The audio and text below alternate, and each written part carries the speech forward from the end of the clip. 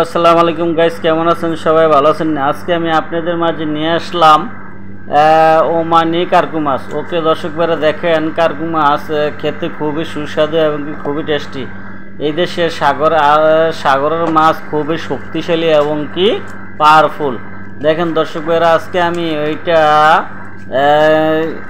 Grill system fry করব।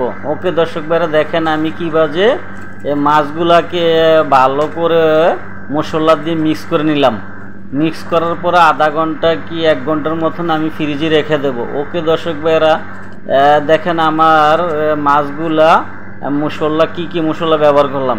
এখানে প্রথমে হলুদ এমনকি মরিচ, সামান্য একটু তেল দিয়ে আমি ভালো করে মিক্স করে নিলাম। পরবর্তীতে আমি একটু সয়া সস দেব।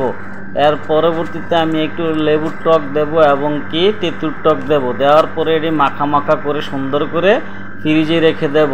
ওকে দর্শক ভাইরা, যদি আমার ভিডিও ভালো লাগে লাইক কমেন্ট শেয়ার করে দিবেন এবং কি আমার চ্যানেলটা নতুন হইলে আপনারা সাবস্ক্রাইব করে দেবেন, আর পুরানো হলে লাইক কমেন্ট শেয়ার করে দিবেন। যারা যারা এখনও সাবস্ক্রাইব করেন নাই তারা আমার চ্যানেলটা সাবস্ক্রাইব করে দেন। সাবস্ক্রাইব করার পরে আমার চ্যানেলটারে বেল আইকনটা বাজিয়ে দিন, যাতে পরবর্তী ভিডিও আপনারা সবার আগে দেখতে পান। ওকে দর্শক ভাইরা, দেখেন আমি মশলাগুলা মিক্স করা শেষ। এখন আমি মাছগুলা ফ্রাই করে নেব। ওকে দর্শক ভাইরা, দেখেন আমি মাছগুলা কীভাবে ফ্রাই করলাম।